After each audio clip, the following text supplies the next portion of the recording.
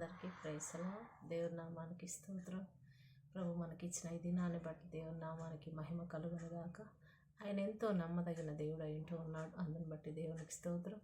మరి ఈ దినము ప్రభు మనల్ని ఎంతగానో బలపరిచి అన్ని స్థితులలో మనకు ముందునే నడిపిస్తూ ఉన్నాడు. అందుని బట్టి కూడా దేవునికి మహిమ. ఈ దినము ప్రభు నీతిమంతుల యొక్క విజ్ఞాపన ప్రార్థన ఎలా ఆలకిస్తాడు అనేటటువంటి అంశాన్ని మనము ఈరోజు ఒకసారి ధ్యానం చేసుకుందాం. నిజంగా ప్రభు యొక్క సన్నిధిలో ఎవరైతే నీతిమంతులుగా ఉంటారో వారి యొక్క ప్రార్థన ఆయన తప్పక ఆలకించే దేవుడుగా ఉంటూ ఉన్నాడు. నీతిమంతుని యొక్క విజ్ఞాపన ప్రార్థనను ఆలకిస్తాడు అని మరి కీర్తనలు 34:17 దేవుని వాక్యం సెలవిస్తోంది. కనుక ఎప్పుడైనా మనం నీతిమంతులుగా ప్రభు యొక్క రక్తంలో తడపబడిన ప్రతి ఒక్కరు కూడా నీతిమంతులుగా ఎంచబడినట్లుగా మనం చూస్తూ ఉన్నాం. కాబట్టి యోబు అయితే నీతిమంతుడుగా జీవించి ఉన్నాడని మనం చూస్తూ ఉన్నాం. తోబీతు దేవుని దృష్టిలో నీతిమంతుడిగా దాన ధర్మములు చేస్తూ అనేకులను ఆయన ఆదుకుంటూ ఉన్నట్లుగా మనం చూస్తూ ఉన్నాం. చనిపోయినటువంటి ఇశ్రాయేలు ప్రజలను తీసుకొని వెళ్ళి పాతిపెట్టి ఆ రాజు శిక్షిస్తాడని తెలుసు కూడా ఆయన నీతిమంతుడుగా దేవుని యొక్క దృష్టిలో నేను నమ్మదగిన వాడిగా ఉండాలి అని ఆ యొక్క మరి తోబీతు కూడా దేవునికి ఇష్టానుసారమైన జీవితాన్ని జీవించినట్లుగా మనం చూస్తూ ఉన్నాం. అలాగే మరి అబ్రహాము కూడా మరి దేవునికి నీతిమంతునిగా, మరి నోవాహు దేవుడికి నీతిమంతునిగా జీవించినట్లుగా మనం చూస్తూ ఉన్నాం. ఆనోకు అయితే దేవునితో నడిచినట్లుగా మనం చూస్తూ ఉన్నాం. కనుక ఎందరైతే దేవుని యొక్క కృపను బట్టి ఆయన యొక్క నామం పేరిట ముందుకు సాగి నీతిమంతులుగా ఈ లోకములో ఎన్ని శ్రమలు ఎదురైనా, ఎన్ని బాధలైనా, ఎన్ని కష్టములైనప్పటికీ కూడా వాటన్నిటిని భరించుకుంటూ నా దేవుడు నా పక్షంగా ఉన్నాడు, ఆయన నా ప్రార్థన వింటాడు అని ఆయన ఎప్పుడూ కూడా నమ్మదగిన వాడే అని ఆయనపై విశ్వాసముతో ఉంటారో దేవుడు ఖచ్చితంగా ఆలకించే దేవుడుగా ఉంటూ ఉన్నాడు. యోబు ఆయనకు శ్రమ కలిగిందని ఆయన ఎన్నడూ కూడా దేవుణ్ణి దూషించినట్లుగా మనం చూడట్లేదు. ఆయన ఎప్పుడు కూడా యెహోవా నా పక్షంగా గొప్ప కార్యమే చేశాడు, నా దేవుడు నన్ను ఈ లోకంలోనికి ఏమీ లేనివాడుగానే తీసుకొని వచ్చాడు, మరలా నాకు కూడా ఏమి లేనిగానే నేను ఉంటూ ఉన్నాను అని ఆయన దేవుడు నామాన్ని స్తుతిస్తూ ఉన్నట్లుగా మనం చూస్తూ ఉన్నాం. నీతిమంతులు ఎప్పుడు కూడా కదల్చబడరు అని కూడా దేవుని వాక్యం సెలవిస్తూ ఉంది. కనుక ఎందరైతే నీతిమంతులుగా ఉండాలని ఆశపడుతూ ఉన్నారో వారందరూ కూడా ప్రభు సన్నిధిలో నమ్మదగిన వారుగా ఉంటారు. ప్రజల విషయంలో కూడా ఈ లోకంలో ఉన్నటువంటి స్థితిగతులు అన్నిటిలో కూడా వారు నమ్మదగిన వారుగానే ఉండటానికి ఇష్టపడుతూ ఉంటారు. ఎన్ని ఆపదలు వచ్చినా, ఎన్ని కష్టాలు వచ్చినా, ఎన్ని బాధలు వచ్చినా కూడా యోబు అయితే దేవుని విడిచిపెట్టలేదండి. ఎప్పుడు కూడా ఆయన దేవుని విడిచిపెట్టకుండా నా దేవుడు నా పక్షంగా కార్యమే చేస్తాడని ఆయనపై విశ్వాసంతో ముందుకు సాగినట్లుగా మనం చూస్తూ ఉన్నాం. నోవాహు కూడా దేవుడు మరి ఆ ఓడను కట్టమని చెప్పినప్పుడు ఆ ప్రాంతంలో అసలు వర్షాలు కురిసేటటువంటి పరిస్థితులే కాదు, కానీ దేవుడు నాకు చెప్పాడు కాబట్టి ఆయన యొక్క బిడ్డగా నేను ముందుకు సాగాలి అని ఓడను కట్టమని చెప్పినప్పుడు ప్రజలందరితో చెప్తూ ఉన్నాడు, ఇదిగో ఈ ఓడను కట్టడానికి రండి, ఈ ఓడలోనికి మీరు కూడా ప్రవేశించండి, ప్రభు మరి వర్షమును కుమ్మరించబోతూ ఉన్నాడు, భయంకరమైన స్థితిగతులు రాబోతూ ఉన్నాయి, దయచేసి అందరూ కూడా రక్షణ నావలోనికి రండి అని పిలిచినప్పుడు అందరూ కూడా మరి ఆ యొక్క నోవాహును చూసి నవ్వారంట. నీకేమన్నా పిచ్చా, అసలు నువ్వేమనుకుంటున్నావు, ఇంత భయంకరమైన ఎండలు ఉంటా ఉన్నాయి, ఈ పరిస్థితులలో వర్షాలు వస్తాయని చెప్తున్నావేంది, నువ్వు పిచ్చివాడవని వాళ్ళ యొక్క జీవిత విధానంలో ఎవరికి వారే ఎవరి క్షేమాన్ని వారు చూసుకుంటూ మరి చుట్టూ ఉన్న పరిస్థితులు, వారి కుటుంబ పరిస్థితుల్లో మరి ధనవంతులైతే ఎంతో ధనవంతులుగా ఇంకా అభివృద్ధి చెందాలని, ఇంకా సంపాదించాలని, ఇంకా లోకములు పరుగెడుతూ ఉన్నారు. అయితే నోవాహు దేవుడు చెప్పినటువంటి మాటకు లోబడి ఆ యొక్క ఓడను కట్టినప్పుడు నిజంగా జలప్రలయము బహు భయంకరంగా కుమ్మరించబడుతూ ఉన్నప్పుడు నోవాహుతో దేవుడు చెప్పాడు, నోవాహు నువ్వు నీ కుటుంబం వారందరూ కూడా ఆ ఓడలోనికి వెళ్ళండి, మరి జీవము కలిగినటువంటి ప్రతి ప్రాణిని కూడా నీలోనికి తీసుకొని వెళ్ళు అని చెప్పినప్పుడు మరి అన్నిటిని కూడా నోవాహు లోపలికి తీసుకొని వెళ్ళడం జరిగింది. అప్పుడు దేవుడు ఆ యొక్క ఓడ తలుపులను మూసినట్లుగా మనం చూస్తూ ఉన్నాం. అయితే లోకంలో ఉన్నటువంటి వారు అప్పటి వరకు తిని తాగి ఎంజాయ్ చేసి మరి ఇష్టానుసారంగా ప్రవర్తించినటువంటి వారందరూ కూడా మరి దేవుడు ఇంత భయంకరమైన ఉపద్రవం మన మీదకి వచ్చింది, కాపాడండి, రక్షించండి అని అరుస్తూ ఉన్నారు. ఎంత అరిచినా ఏమాత్రం ప్రయోజనం లేకుండా ఉన్నది. అలాగే ప్రభు క్రీస్తు యొక్క రాకడ కూడా ఉండబోతూ ఉంది.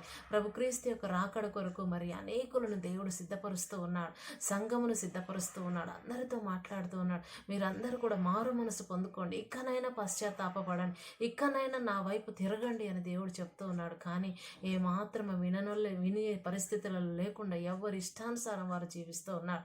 యోబు నీతిమంతుడిగా జీవించాడు కనుకనే దేవుడు ఆయనను రెండింతలుగా కోల్పోయిన దానికన్నా అధికంగా రెండంతలుగా ఆశీర్వదించినట్లుగా మనం చూస్తూ ఉన్నాం. నోవాహు కుటుంబాన్ని దేవుడు రక్షించినట్లుగా మనం చూస్తూ ఉన్నాం. కాబట్టి ప్రభువు యందు మనం ఎప్పుడైతే విశ్వాసంతో ముందుకు సాగి వెళ్తామో దేవుడు మనకు అన్ని విషయాల్లో సహాయం చేస్తూ ఉంటాడు. మన కష్టకాలంలో ఆయనకు మొర్రపెట్టినప్పుడు ఆయన మనకు తప్పకుండా ఉత్తరం ఇచ్చే దేవుడుగా ఉంటున్నాడు. ఇశ్రాయేలు ప్రజలు భయంకరమైన స్థితిగతుల మధ్యలో ఉన్నప్పుడు, ఐగుప్తు బానిసత్వంలో ఉన్నప్పుడు అయ్యా మమ్మల్ని కాపాడు, రక్షించు అని వాళ్ళు ప్రార్థన చేసినప్పుడు దేవుడు వారి ప్రార్థన విన్నట్లుగా మనం చూస్తూ ఉన్నాం. కష్టకాలంలో దేవుడు వారిని ఆదుకున్నట్లుగా మనం చూస్తూ ఉన్నాం. నీతిమంతుడి యొక్క విజ్ఞాపన ప్రార్థన బహు బలము కలది, అది శక్తివంతమైనదై ఉంటూ ఉన్నది. కనుక ఎప్పుడైతే నీతిమంతుడు మరి ప్రభు యొక్క సన్నిధిలో మోకరించి ప్రార్థన చేస్తాడో దేవుడు ఖచ్చితంగా వారి ప్రార్థన ఆలకిస్తూ ఉంటాడు. యెహోషువ కూడా మరి భయంకరమైనటువంటి శత్రు సైన్యం వారి మీదకి పొంచి ఉన్నప్పుడు అయ్యా మమ్మల్ని కాపాడు, దయచేసి సూర్యుడా చంద్రుడా నువ్వు నిలిచిపో అని ప్రార్థన చేసినప్పుడు దేవుడు ఒక నీతిమంతుడుగా ఉన్నటువంటి యెహోషువ యొక్క ప్రార్థనను విని సూర్య చంద్రులను గుబ్యంలో ఆపివేసినట్లుగా మనం చూస్తూ ఉన్నాం. కాబట్టి ఈరోజు మనం ఏ విషయంలో కూడా కలత చెందన అవసరం లేదు. కానీ మన దేవుడు ఏమై ఉన్నాడో దాన్ని బట్టి ఎప్పుడు ఆయనను స్తుతిస్తూ మన పక్షంగా ఆయన కార్యములు చేయగల సమర్థుడైన దేవుడని ఆయనపై ఆశపడి మనం ముందుకు సాగి వెళ్ళాలి. కనుక ఈరోజు మనము మరి ప్రభుపై పరిపూర్ణ విశ్వాసంతో ఆయన తప్పక నా పక్షంగా కార్యం చేస్తాడు, నా మొరను తప్పక ఆలకిస్తాడన్న ఒక గొప్ప విశ్వాసముతో ఈరోజు ప్రభు మన కన్నీటిని నాట్యంగా మారుస్తాడన్న ఒక గొప్ప విశ్వాసంతో మనందరం ముందుకు సాగి వెళ్ళాలని దేవుని యొక్క వాక్యం మనకు సెలవిస్తుంది. కనుక ఎప్పుడు కూడా నీతిమంతుడిగా మనం జీవించాలని, ఎన్ని ఆపదలు వచ్చినా, ఎన్ని కష్టాలు వచ్చినా, ఎన్ని వేదనలు వచ్చినా ఎప్పుడు కూడా మనం భయపడకుండా నా దేవుడు నా పక్షంగా ఉన్నాడు, ఆయన కార్యం సఫలము చేయగలడని ఆయనపై నమ్మకం పెట్టుకొని ముందుకు సాగి వెళ్ళే వారిలాగా ఉండాలి. దేవుని నామానికి స్తోత్రం. ఈ వాక్యాన్ని ప్రభు దీవించునుగాక. ఆమేన్. ప్రార్థన చేసుకుందాం. స్తోత్రము నాయన, పరిశుద్ధుడా నీకు వందనాలు చెల్లిస్తూ ఉన్నాను. అవును ప్రభా, నీతిమంతుని యొక్క విజ్ఞాపన ప్రార్థనను ఆలకిస్తానని ఈరోజు మాతో మాట్లాడే నాయన. నిజమే, నీతిమంతుడుగా ఉన్న యోబు కుటుంబాన్ని ప్రభువా నువ్వు రెండంతలుగా ఆశీర్వదించి ఉన్నావు. నోవాహు కుటుంబాన్ని ఆశీర్వదించి ఉన్నావు ప్రభువా. అయ్యా నీకు వందనాలు. నీతిమంతులుగా జీవించిన ప్రతి ఒక్కరి యొక్క ప్రార్థనను మానక అంగీకరించే దేవుడుగా ఉన్నావు నాయన. అవును ప్రభా, కన్నీటితో విత్తిన వారు సంతోషగానంతో కోసుకుంటారని ప్రభా, ఈ లోకములో అనేకమైనటువంటి స్థితిగతుల మధ్యలో నలిగిపోతున్నాయినా ఏమి చేయాలో దిక్కుతోచని పరిస్థితిలో ఉన్న ప్రతి బిడ్డ జీవితంలో కూడా నైనా అయ్యా నువ్వు ఉన్నావని గొప్ప నాయన ప్రభా. అయ్యా నీకు వందనాలు. ఆశను పుట్టించమని ప్రార్థిస్తూ ఉన్నాను. ప్రతి ఒక్కరి ప్రార్థనను వింటూ ఉన్నావని నాయన. అయ్యా నువ్వు నాయన ప్రభా పరలోకమందుండి ప్రభా అయ్యా ప్రతి ఒక్కరిని చూచుచున్నావని ప్రతి ఒక్కరు కూడా తెలుసుకోవడానికి కృప దయచేయమని ప్రభా. ఈరోజు ఎంతమంది అయితే నాయన దుఃఖముతో ఉంటున్నారు, గర్భఫలం లేదని వేదనతో ఉంటున్నారు.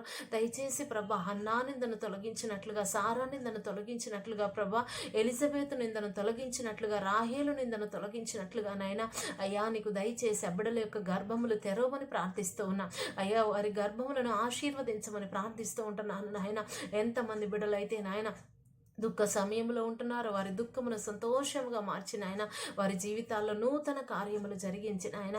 అయ్యా వారి నాయన జీవితాల్లో ఆశను పుట్టించమని ప్రార్థిస్తూ నాయన. జీవితంపై ఎంతమంది నిరాసక్తితో ఉన్నారు ప్రభా, నేను బ్రతుకుట వ్యర్థం అనుకుంటున్నారేం, అట్టి బిడ్డలకు ప్రభా ఆశను పుట్టించమని ప్రభా. దయచేసి నువ్వు ఉన్నావని గొప్ప నాయన ప్రభా. దేవుడు ఆశ్చర్యకరుడు, జీవం గలవాడు, అనేకమైన కార్యములు చేయగల సమర్థుడైన దేవుడు అని వారు తెలుసుకొని నాయన ఈ లోకంలో నీతిమంతులుగా జీవించున్నట్లు సహాయము చేయమని అయ్యా నీకే వందనాలు స్తోత్రాలు చెల్లిస్తూ యేసు పరిశుద్ధ నామములో అడిగి పొందుకొని నామ ప్రియ పరలోకపు తండ్రి. ఆమేన్. ఆమేన్. అందరికీ ప్రైజ్ ది లార్డ్.